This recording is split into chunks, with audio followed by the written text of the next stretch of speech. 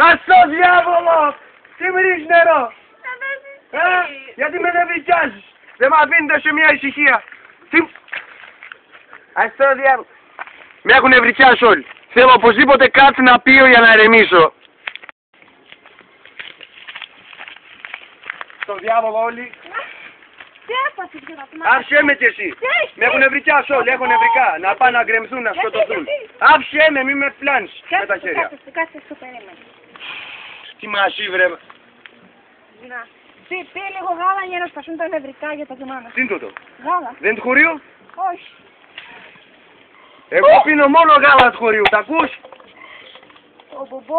Άφησέ μας κι εσύ! Γι' αυτό να δίνετε στα παιδιά σας μόνο γάλα του χωρίου για να τους πέφτουν τα νεύρα.